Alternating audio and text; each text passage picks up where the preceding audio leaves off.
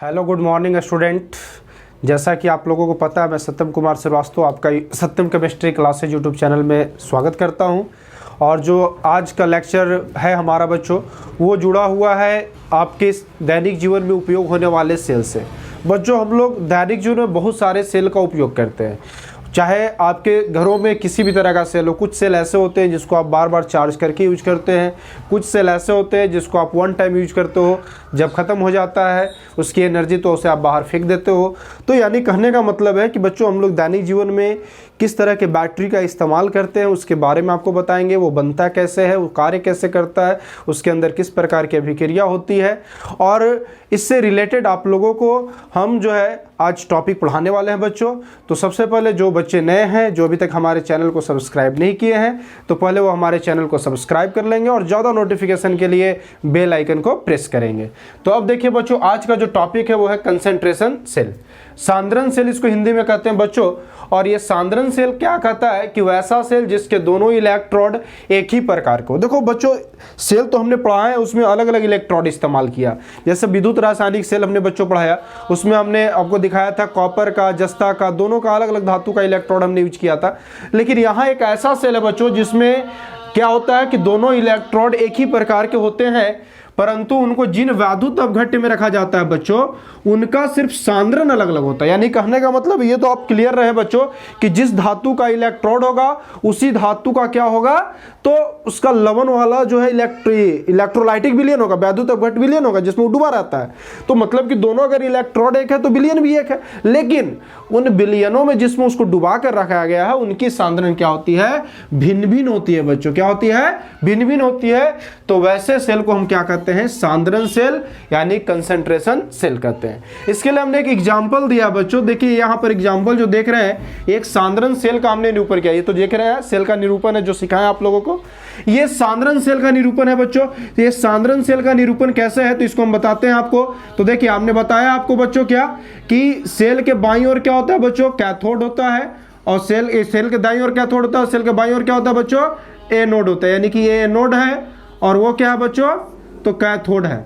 अब देखो बच्चों, आप एनोड में भी देखो कॉपर है, कैथोड में भी देखो क्या है, कॉपर है। ये कौन सा विलयन है? CuSO4 में विलयन है, और इसमें भी कौन सा विलयन है? CuSO4 है। फर्क क्या देख रहे हो बच्चों? तो यहाँ हमने आपको दिखाया है बच्चों, ये C1 है और यहाँ क्या लिखा हुआ है, C2। C1 C2 का मतलब क्या बच्चों कि इसकी सांद्रण C1 है तो उसकी सांद्रण क्या है, C2। यानी सांद्रण दोनों की अलग अलग है, इक्वल नहीं है। इस सेल का देखिए बच्चों, हमने डायग्राम बनाया है नीचे, डायग्राम यानी कि चित्र। इसका जो चित्र बनाया है बच्चों हमने, इसमें देखिए ध्यान से, तो हमने क्या किया है, एक बीकर लिया है, बीकर में क्या किया, धातु के दो इलेक्ट्रोड को रखा है, दोनों कॉपर का इलेक्ट्रोड है, एक को हमने एनोड बना दिया है, दूसरे को कैथोड बना दिया है। और बीच में यहाँ पर देखिए एक सच्छिद्र पात्र है बच्चों। ये क्या है, एक प्रकार का सच्छिद्र पात्र है जो बीच में डाला हुआ है ताकि दोनों विलयनों के एक दूसरे से क्या रख सके, अलग रख सके।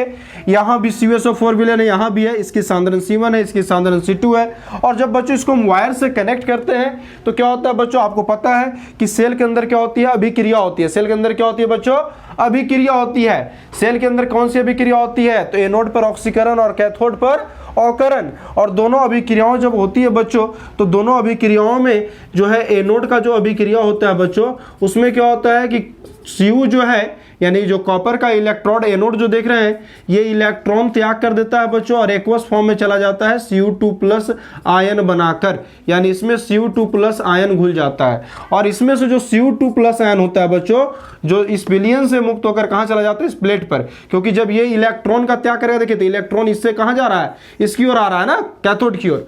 तो अगर हम कैथोड की बात करें बच्चों, तो कैथोड पर कौन सा रिएक्शन होने वाला है, तो कैथोड पर जो रिएक्शन होने वाला है उसमें Cu2+ एक्वस जो है देख रहे हैं बच्चों, वो क्या कर रहा है, तो इस इलेक्ट्रॉन को गेन कर ले रहा है, ग्रहण कर ले रहा है, और CuS में चेंज हो जा रहा है। तो यानी दोनों अभिक्रियाएं देख रहे हैं बच्चों लगभग सिमिलर है, और इनको जब हम जोड़े तो सेल रिएक्शन पूरी तरीके से क्या हो जाएगा, कैंसिल हो जाएगा बच्चों। इसीलिए कहते हैं कि ये सेल जो है ज्यादा देर तक कारगर नहीं होता है, क्योंकि जब आप इसको ऐड करोगे तो सारा कुछ कैंसिल हो जाएगा। तो इस सेल की खासियत क्या है बच्चों कि इन सेल का कार्य क्षमता जो है बहुत कम है। जो सबसे कह सकते हैं ये सेल जो बनाया गया था रसायन शास्त्रियों के द्वारा, बनाया तो गया कि एक ऐसा टेस्ट किया गया कि एक तरह की इलेक्ट्रोड से सेल बना सकते हैं नहीं, लेकिन बना तो लिया इन्होंने। और बनाने के बाद क्या हुआ कि सेल में बहुत जल्दी बच्चों क्या होता है कि दोनों विलयनों का सांद्रण क्या हो जाता है, इक्वल हो जाता है। C1 इक्वल टू क्या हो जाता है बच्चों, C2 हो जाता है, यानी दोनों की सांद्रण बहुत जल्दी इक्वल हो जाती है। और तब क्या होता है बच्चों, तब जो होता है सेल की विद्युत वाहक बल क्या हो जाएगी, शून्य, अर्थात सेल कार्य करना बंद कर देता है। सेल कब कार्य करना बंद करता है बच्चों, जब उसकी विद्युत वाहक बल क्या हो, शून्य हो जाए। तो इसको बच्चों नोट करेंगे, फिर आगे आपको बताते हैं। तो देखो बच्चों, अब जो है सांद्रण सेल के बाद आपको जानना है बैटरी या सेल। ये आपके दैनिक जीवन से रिलेटेड सेल है बच्चों।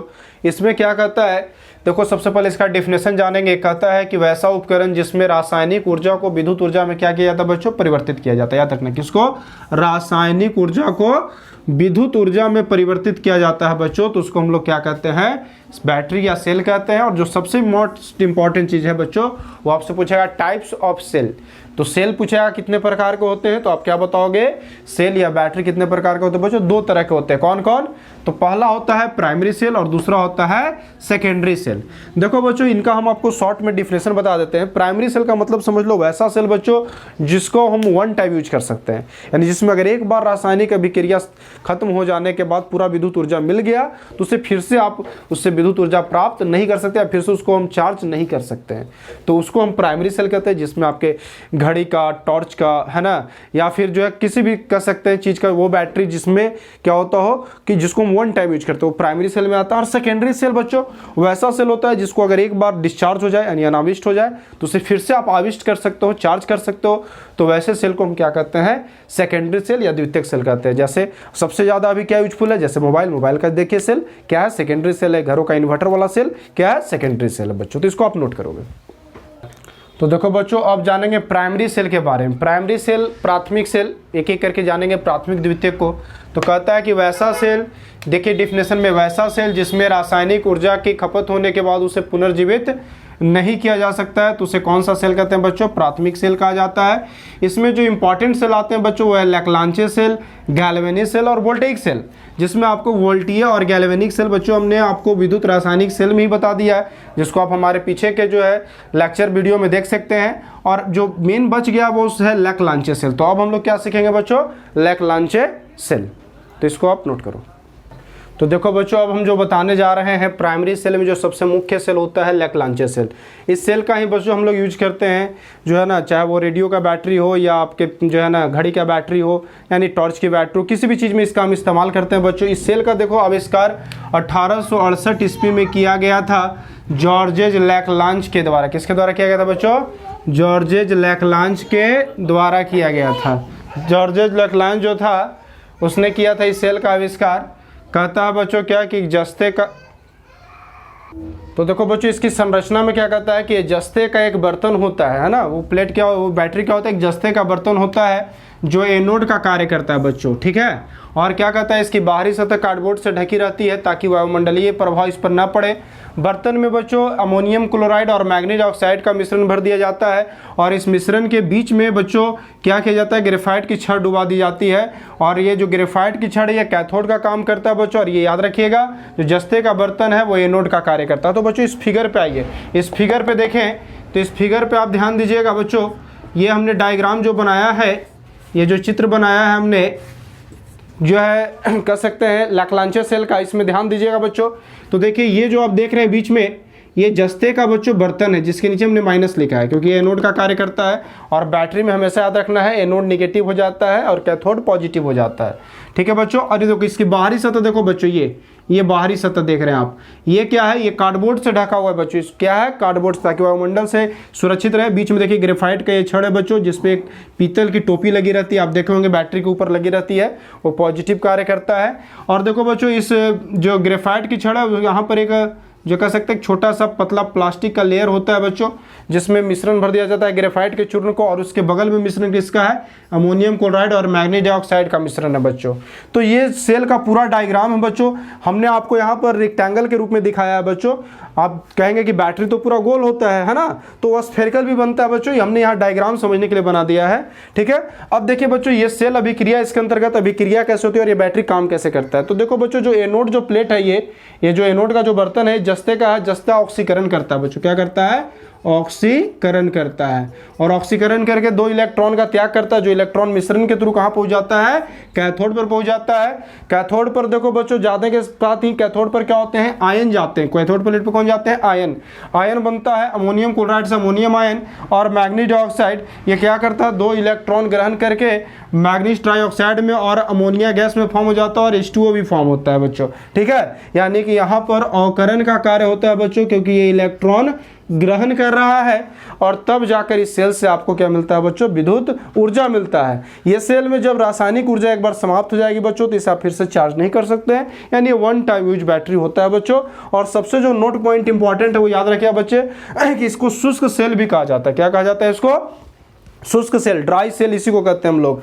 और इस ड्राई सेल इसको हम कहते हैं बच्चों शॉर्टकट में। और ड्राई सेल जो होते हैं बच्चों, उनकी विद्युत वाहक बल जो होती है सेल की, वो 1.5 वोल्ट होता है, 1.5 वोल्ट होता है बच्चों। तो इसको आप जल्दी से नोट कर लेंगे। तो देखो बच्चों, अब हम लोग जानेंगे प्राइमरी सेल के बाद सेकेंडरी सेल। सेकेंडरी सेल यानी कि द्वितीयक सेल। द्वितीयक सेल क्या होता है बच्चों, तो देखो इसका डिफिनेशन कहता है कि वैसा सेल जिसे एक बार अनाविष्ट होने पर, अनाविष्ट का मतलब हमने बगल में लिख दिया बच्चों, अनाविष्ट बड़ा शुद्ध हिंदी है, इसको हम लोग डिस्चार्ज करते हैं, बड़ा कॉमनली भी वर्ड इस्तेमाल करते हैं, बैटरी डिस्चार्ज हो गया, तो वही डिस्चार्ज है बैटरी वाला, है ना। कि वैसा सेल जिसे एक बार अगर डिस्चार्ज हो जाए, अनाविष्ट हो जाए, तो उसे हम पुनः आविष्ट यानी कि चार्ज कर सकते हैं, है ना। चार्ज करके उसका उपयोग हम बार बार कर सकते हैं। तो वैसे सेल को हम लोग क्या कहते हैं, द्वितीयक सेल कहते हैं। और इसमें जो सबसे बड़ा कह सकते हैं एग्जाम्पल है बच्चों, वो है लेड एक्यूमुलेटर, जिसको हम लोग कहते हैं लेड संचायक सेल। लेड संचायक सेल देखिए कैसे बच्चों इसका जो है ऐसे कह सकते हैं कि निर्माण होता है, और ये सेल कैसे कार्य करता है। दरअसल ये बैटरी चार्जेबल है, जिसका हम लोग इस्तेमाल अपने घरों में इन्वर्टर वाले बैटरी के रूप में भी दरअसल करते हैं। तो लेड स्टोरेज सेल क्या बच्चों, तो देखो कहता है कि लेड संचायक सेल में लेड का एक छड़ एनोड रहता है, यानी इस सेल में 2 तरह के छड़ होते हैं, एक लेड का होता है, एक लेड ऑक्साइड का होता है। लेड का जो छड़ होता है बच्चों वो एनोड होता है, और लेड ऑक्साइड का जो छड़ होता है वो क्या होता है बच्चों, कैथोड होता है, ठीक है। और इन दोनों इलेक्ट्रोडों को बच्चों क्या करते हैं हम लोग, PbSO4 यानी कि लेड सल्फेट से संतृप्त H2SO4 के 20% विलयन में इसको हम क्या होते हैं, डुबा देते हैं। हम लोग कहते हैं ना बैटरी में क्या बच्चों, तेजाब है। तेजाब क्या होता है, यही H2SO4 को कहा जाता है ना, जो बैटरी के अंदर क्या किया जाता है, डाला जाता है। अब देखो बच्चों, इस सेल का डायग्राम हम बता देते हैं। सबसे पहले कि यहाँ पर ये देख सकते हैं कि जो कड़े कांच का भी हम ले सकते हैं, या फिर किसी भी हार्ड चीज़ का हम ले सकते हैं। इस चित्र में थोड़ा ध्यान देना बच्चों, क्योंकि ये फिगर काफ़ी इंपॉर्टेंट है आप लोगों के लिए, क्योंकि लेड संचायक सेल जब पूछेगा बोर्ड एग्जामिनेशन में, तो पूरा डिटेल से आपको चित्र के साथ व्याख्या करना होगा। तो देखिए इसमें हमने क्या किया है, एक कह सकते हैं कि बीकर जैसा एक बड़ा सा बर्तन ले लिया है। ये बर्तन कांच का हो, किसी भी चीज़ का हो, तो इसमें क्या होता है बच्चों कि देखिए 2 तरह का हमने रखा है इलेक्ट्रोड। देखिए एक मोटे है थोड़ा सा और एक पतला है। तो जो मोटा वाला परत है उसको हमने पीबी का प्लेट बना दिया है पहचान के लिए बच्चों, और जो पतला वाला परत है उसको हमने क्या बना दिया, लेड ऑक्साइड का प्लेट बना दिया है, ठीक है। लेड का जो प्लेट है बच्चों ये एनोड का कार्य कर रहा है, और लेड ऑक्साइड का जो बच्चों है वो क्या काम कर रहा है, कैथोड का काम कर रहा है, ठीक है। अब देखो बच्चों हमने क्या किया है कि एनोड वाले जो 3 प्लेट है, ये दरअसल बच्चों इसमें आप देख रहे होंगे कि 2 इलेक्ट्रोड है लेकिन ज़्यादा संख्या में। तो बच्चों इसमें सेल होता है ना, इसमें कई छोटे छोटे ऐसे प्लेटों को जोड़ दिया जाता है। ये इसमें देखिए 6 प्लेट है ना, तो 6 प्लेट वाला बैटरी है। किसी में 8 प्लेट भी होते हैं, किसी में 12 प्लेट भी होते हैं, किसी में इससे भी कम होते हैं। तो देखो बच्चों यहाँ पर हमने क्या किया कि एक तरह के यानी कि पीबी के प्लेट, उसके बाद फिर हमने PbO2 का प्लेट, फिर पीबी का प्लेट, फिर PO2 का प्लेट, ऐसे करके सजाया है। तो देखो बच्चों ध्यान से, तो जो एक जैसे हैं, जो पीबी के प्लेट है मोटे वाले, उनको देखिए हम एक जैसे जोड़ दिए वायर से, एक साइड ले आए हैं। और दूसरा जो है हमने जो लेड ऑक्साइड वाले प्लेट है उसको, जो एक जैसे प्लेट है उनको हमने जोड़कर क्या बना दिया, एक अलग वायर का कनेक्शन दिया। तो बैटरी के दोनों छोर पे देखिएगा बच्चों होता है ना, एक साइड प्लस एक साइड माइनस, तो वही किया जाता है, वायरिंग किया रहता है अंदर, है ना। एक जैसे प्लेट को एक साइड जोड़कर निकाल देता है वायर, और एक साइड जो है ना इस साइड निकाल देता है। तो कैथोड और एनोड यानी कि कैथोड बैटरी में प्लस और एनोड होता है बच्चों माइनस। तो ये लेड संचायक सेल और सारे देखिए प्लेट किस में डूबे हैं बच्चों, 20% H2SO4 के विलयन में डूबे हुए हैं। अब देखो सबसे मेन है बच्चों इस सेल की अभिक्रिया, यानी इस सेल में कैसे अभिक्रिया होगी और कैसे आपको विद्युत ऊर्जा इससे मिलेगा। तो देखो बच्चों एनोड की बात करें तो एनोड पीबी का प्लेट होता है और जो विलयन है सल्फेट आयन सल्फ्यूरिक एसिड बच्चों, ये क्या होता है, दो आयन में ब्रेक हो जाता है, -2 इधर +2, यानी हाइड्रोजन आयन और हाइड्रोक्साइड आयन में। अब +2 इसलिए क्योंकि 2 हाइड्रोजन है बच्चों, इसलिए हम 2 प्लस यहाँ दिखा रहे हैं। ऐसे 1 होता है प्लस, तो अगर इसको हम ब्रेक करेंगे तो 2H प्लस SO4 माइनस 2 में ब्रेक होगा। कौन कौन बच्चों, तो H2SO4 ब्रेक होगा। ठीक है, तो अब सल्फेट आयन जो है वो एनोड की ओर जाता है और इसमें क्या होता है बच्चों, यहाँ पर रिएक्शन जो होता है तो Pb क्या करता है, इलेक्ट्रॉन अपना 2 इलेक्ट्रॉन लॉस करके इस आयन को Pb+2 में चेंज हो जाता है और इस सल्फेट आयन को एक्सेप्ट कर लेता है। यानी Pb जब Pb+2 में चेंज हो जाएगा बच्चों और आगे SO4 -2 है तो +2 और -2 क्या हो जाएगा, कैंसिल, कुछ बन जाएगा PbSO4 और 2 इलेक्ट्रॉन जो ये बना था बाहर निकाला था वो 2 इलेक्ट्रॉन साथ में है। अब देखो कैथोड पर क्या है बच्चों, लेड ऑक्साइड का प्लेट है, उस पर कौन जाएगा, जब सल्फेट आयन आया एनोड पर तो हाइड्रोजन कहाँ जाएगा, कैथोड पर, तो कैथोड पर आ गया। और साथ में देखो बच्चों सल्फेट आयन इसलिए रहता है क्योंकि दरअसल इनका जब ब्रेकिंग होता है तो देखो एक चीज हमेशा याद रखना बच्चों, कैथोड प्लेट पे पूरा विलयन का आयन आकर्षित होता है, लेकिन एनोड प्लेट पर सिर्फ जो होता है ऋण आयन होता है वो आकर्षित होता है, इसलिए दोनों आयन यहाँ पर मौजूद है। अब ये बैलेंस किया हो बच्चों 4 हाइड्रोजन से, आगे हम अभी यहाँ देखेंगे, और 2 इलेक्ट्रॉन जो एनोड त्याग किया वो चला गया है, तो PbO2 + 4H + SO4 -2 +2 इलेक्ट्रॉन।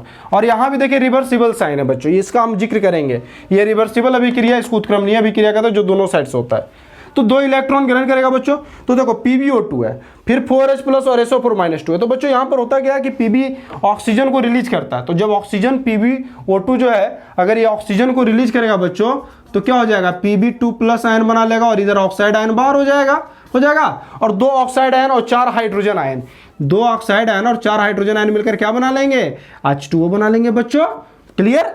और Pb2+ आयन जो बना है और SO4 -2 आयन बच्चों ये मिलकर क्या बना लेंगे, ये बना लेंगे फिर से एक बार PbSO4 बना लेंगे और ये PbSO4 + 2H2O बन गया प्रोडक्ट। अब क्या करेंगे बच्चों, ये अभिक्रिया जो पहली है एनोड की है, दूसरी अभिक्रिया कैथोड की है। हम संपूर्ण सेल अभिक्रिया जानना चाहते हैं बच्चों तो हम दोनों रिएक्शनों को जोड़ देंगे बच्चों। तो देखिए जोड़ देने में तो पता ही है कि पहले अभिक्रिया का अभिकारक दूसरे से प्रतिबल से मैच करेगा तो कैंसिल, और पहले अभिक्रिया का प्रतिबल दूसरे अभिक्रिया के अभिकारक से मैच करेगा तो कैंसिल हो जाएगा, तो इलेक्ट्रॉन से इलेक्ट्रॉन कैंसिल हो जाएगा बच्चों, और कोई ऐसा जो है सबस्टेंस कैंसिल होने वाला नहीं है। तो Pb + PbO2 और यहाँ देखो 4 हाइड्रोजन और 2 सल्फेट आयन मिलकर 2H2SO4 बन जाएगा, PbSO और PbSO4 2PbSO4 बन जाएगा और 2H2O हो जाएगा। इस बच्चों इसमें एक चीज ध्यान रखना, नोट पॉइंट हम जो बोल रहे हैं इस पे ध्यान देना कि ये जो साइन देख रहे हो बच्चों ये रिवर्सिबल है, मतलब कि जब सेल काम कर रहा है बच्चों, इस सेल से जब विद्युत ऊर्जा हम ले रहे हैं तो जो अभिक्रिया हमने बताया है जिस दिशा में उस दिशा में होती है। लेकिन नोट पॉइंट ये है बच्चों कि जब हम इस बैटरी को चार्ज करते हैं तो जो अभिक्रिया आप देख रहे हैं कि जो इधर से इधर हो रहा है उसमें क्या होगा कि उल्टी अभिक्रिया हो जाएगी, यानी कि जो आप प्रतिफल देख रहे हैं वो अभिकारक बन जाएगा और अभिकारक क्या बन जाएगा बच्चों, प्रतिफल बन जाएगा, यानी सेल अभिक्रिया क्या हो जाएगी, उल्टी हो जाएगी। कब, जब हम इस बैटरी को चार्ज करेंगे। तो इसको बच्चों नोट कर लेंगे जल्दी से। तो देखो बच्चों प्राइमरी और सेकेंडरी सेल जानने के बाद जो हम आपको एक लास्ट सेल बताने जा रहे हैं, बहुत इंपॉर्टेंट सेल है बच्चों। ये सेल दरअसल है, इसका नाम है ईंधन सेल, जैसा कि आप बोर्ड पर लिखा हुआ देख रहे हैं फ्यूल सेल। ईंधन सेल क्या होता है बच्चों, तो वैसा सेल होता है, सबसे पहले इसके डेफिनेशन पर आ जाते हैं। वैसा सेल होता है जिसमें क्या होता है हाइड्रोजन, मीथेन, मिथेनॉल इत्यादि ये सब के दहन से जो ऊर्जा प्राप्त होता है बच्चों उसको सीधे हम लोग किस में चेंज कर देते हैं, विद्युत ऊर्जा में चेंज कर देते हैं। तब हम उस सेल को क्या कहते हैं बच्चों, ईंधन सेल कहते हैं। और इसके जो सबसे मुख्य उदाहरण है वो हम आपको लिख रहे हैं बच्चों, हाइड्रोजन ऑक्सीजन ईंधन सेल, यानी हाइड्रोजन और ऑक्सीजन के दहन से बनाने वाला जो सेल है वो उसका नाम है हाइड्रोजन ऑक्सीजन ईंधन सेल। और ये बहुत इंपॉर्टेंट सेल है बच्चों, इसके बारे में अब यहाँ पर देखेंगे। तो देखिए बच्चों हमने इसमें लिखा है, क्या लिखा है कि सेल का निर्माण ग्रेफाइट के सच्छिद्र इलेक्ट्रोडों में, है ना, ग्रेफाइट के 2 सच्छिद्र इलेक्ट्रोड लेते हैं बच्चों, उसमें से एक में हाइड्रोजन गैस और दूसरे में ऑक्सीजन गैस प्रवाहित किया जाता है, ठीक है। दोनों इलेक्ट्रोडों को एक वैद्युत अपघट्य KOH, वैद्युत अपघट्य यहाँ क्या लेते हैं बच्चों, KOH के विलयन में क्या देते हैं, विलयन के द्वारा जो है, विलयन द्वारा क्या करते हैं एक दूसरे से अलग रखते हैं। और एनोड पर जो बच्चों है वो हाइड्रोजन का ऑक्सीकरण होता है, जिससे इलेक्ट्रॉन मुक्त होता है, जो बाह्य विद्युत तार के द्वारा, जो तार लगा हुआ होगा फिगर में, उसके द्वारा कैथोड पर जाता है, जहां ऑक्सीजन का अवकरण हो जाता है, और इस अभिक्रिया में उत्पन्न ऊर्जा जो होती है बच्चों, वो सीधे विद्युत ऊर्जा में चेंज हो जाती है। तो बच्चों अब आइए चित्र पर इसकी बात करते हैं, इसका फिगर देखेंगे यहाँ पर। तो फिगर ध्यान से आप देखिएगा, फिगर में हमने देखिए एक बीकर जैसा लिया, कड़े कांच का हो या जिस भी चीज का बना हुआ हो, उसमें देखिए दो तरह का इलेक्ट्रोड, दोनों ग्रेफाइट का ही बच्चों, और दोनों में छिद्र है, देख रहे हैं आप, जैसा कि है ना। तो इसमें देखिए एक साइड पाइप जो लगा हुआ उससे हाइड्रोजन गैस को डाल रहे हैं, और जो दाईं ओर रखा हुआ है उधर देखिए उससे क्या भर रहे हैं, ऑक्सीजन गैस को उसमें डाला जा रहा है। और दोनों देखिए इलेक्ट्रोडों को वायर से जोड़ दिया गया बच्चों, और ये दोनों इलेक्ट्रोड किसमें डूबे हुए हैं, KOH के विलयन में, और एक पाइप लगा हुआ है। तो बच्चों सबसे पहले हम देखते हैं इस सेल में अभिक्रिया क्या होता है। तो एनोड पर देखो बच्चों, हाइड्रोजन जो है वो क्या करता है, तो हाइड्रोक्साइड आयन उस पर चला जाता है। KOH में कौन सा आयन बनेगा बच्चों, K+OH-। तो K+OH- जो बनेगा बच्चों, तो इसमें से हाइड्रोक्साइड आयन क्या जाता है, नेगेटिव आयन बताया है, एनोड पे जाता है, और एनोड पर जब जाएगा बच्चों तो हाइड्रोजन उसके साथ जुड़ना चाहेगा। तो हाइड्रोक्साइड आयन से हाइड्रोजन अगर जुड़ना चाहेगा तो हाइड्रोजन को किस में चेंज होना पड़ेगा, हाइड्रोजन आयन में। तो हाइड्रोजन आयन में बच्चों और हाइड्रोक्साइड आयन दोनों मिलकर क्या बनाते हैं, H2O बनाते हैं बच्चों। तो हम यहाँ पर बैलेंस कर दिए, 2 हाइड्रोजन रखे, 4 हाइड्रोजन हो गया, 2 से मल्टीप्लाई कर दिए तो 4 हाइड्रोजन 4 इलेक्ट्रॉन निकाल लेगा, और 4H+ 4OH- क्या बना लेगा बच्चों, 4H2O। और यहाँ देखो G का मतलब गैस, AQ का मतलब एक्वस, और L का मतलब बच्चों लिक्विड। अब आते हैं कैथोड पर। कैथोड पर जो ऑक्सीजन गैस है बच्चों, उसका अवकरण कैसे होता है, तो ये जो लिक्विड बनता है H2O, और इलेक्ट्रॉन ये पूरा का पूरा किस पे चला जाता है, कैथोड प्लेट पे चलाता है, इलेक्ट्रॉन वायर के थ्रू, और ये विलयन से जो H2 है वो कहाँ चला जाता है, कैथोड प्लेट पे चला जाता है। और फिर यहाँ ऑक्सीजन गैस आयनीकृत होकर बच्चों, तो ऑक्सीजन गैस ऑक्सीजन आयन में बन जाता है, और हाइड्रोजन गैस क्या बनाता है, हाइड्रोजन आयन और ऑक्साइड आयन, जो कि दोनों मिलकर क्या बन जाते हैं, हाइड्रोक्साइड आयन। और जो हाइड्रोजन है चारों यहाँ पर बच्चों, वो क्या करता है, अपना जो है 4 हाइड्रोजन, 4 दोनों 8 हाइड्रोजन जो है वो इलेक्ट्रॉन को क्या कर लेता है, एक्सेप्ट कर लेता है। यानी इसकी जो ब्रेकिंग होती है बच्चों, वो तो ऑक्सीजन जो होता है वो O-2 में चेंज हो ही जाता है। 4 हाइड्रोजन जो देख रहे हैं आप वो 8H+ बना लेता है, और 4 इलेक्ट्रॉन A, और फिर यहाँ पर देखिए 4 ऑक्सीजन भी है बच्चों, तो 4 ऑक्सीजन माइनस फिर बन जाता है बच्चों।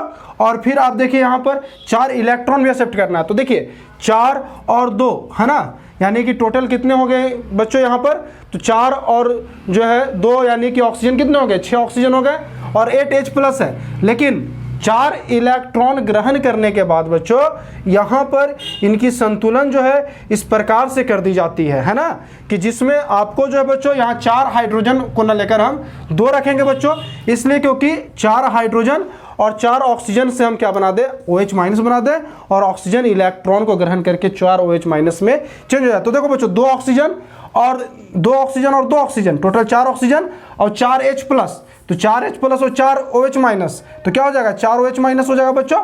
तो देखिए 2 ऑक्सीजन यहाँ से 4 ऑक्सीजन माइनस आयन और 4 हाइड्रोजन प्लस आयन, इलेक्ट्रॉन ले लेगा भी, और 4H और 4 O क्या बनाएगा, 4 OH- बना लेगा बच्चों, और 2 हाइड्रोजन। और यहाँ जब रिएक्शन को हम जोड़ेंगे बच्चों, तो रिएक्शन जोड़ दीजिए, इलेक्ट्रॉन से इलेक्ट्रॉन कैंसिल हो जाएगा है ना, OH से OH कैंसिल हो जाएगा, और यहाँ 2H2O है बच्चों, तो 2H2O में से यहाँ 2 को काट देंगे, 2H2 बच जाएगा, तो 2H2 + O2 H2O बन जाएगा, यानी कि 2 हाइड्रोजन और ऑक्सीजन मिलने से लिक्विड बनता है। अब इस सेल का बच्चों इंपॉर्टेंट चीज बता रहा, ध्यान देना, इस सेल की खासियत क्या होती है बच्चों।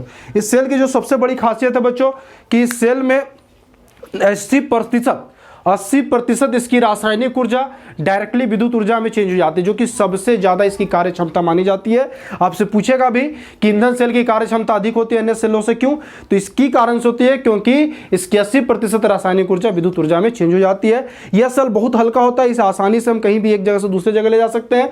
इसका उपयोग बच्चों अंतरिक्ष यानों में किया जाता है, इसलिए क्योंकि इस सेल की खासियत है कि इस सेल में आप देख रहे होंगे डायग्राम में क्या मुक्त होता है, इस सेल से जल मुक्त होता है बच्चों, तो विद्युत ऊर्जा भी मिल जाता है अंतरिक्ष यात्रियों को और जल भी मिल जाता है, तो इसलिए इसका उपयोग अंतरिक्ष यानों में किया जाता है। और इसके बाद एक छोटी सी लास्ट टॉपिक जो होती है बच्चों, वो संचारण की होती है, जिसको आप अपने टेक्स्ट बुक में पढ़ सकते हैं। संचारण एक ऐसी रासायनिक प्रक्रिया है जिसमें किसी भी धातु को खुली वायु में छोड़ देते हैं तो क्या करता है, वायुमंडलीय oxygen, carbon dioxide, nitrogen, sulphur dioxide, hydrogen sulphide, ये सब इत्यादि गैसों के साथ क्या कर लेता है, अभिक्रिया करके अपने सतह पर एक छिद्रयुक्त परत बनाता है, जिस घटना को हम लोग संचारण कहते हैं। जैसे लोहे में जंग लगना, है ना, चांदी का मलिन होना, कॉपर पर हरे रंग का परत जमना। और इसे बचने के जो उपाय होते हैं बच्चों, उसमें या तो धातु को मिश्र धातु में चेंज कर दीजिए या धातु पर अन्य धातु का लेप चढ़ा दीजिए। तो ये था बच्चों वैद्युत रसायन चैप्टर, जिसको हमने 10 लेक्चर में समाप्त किया।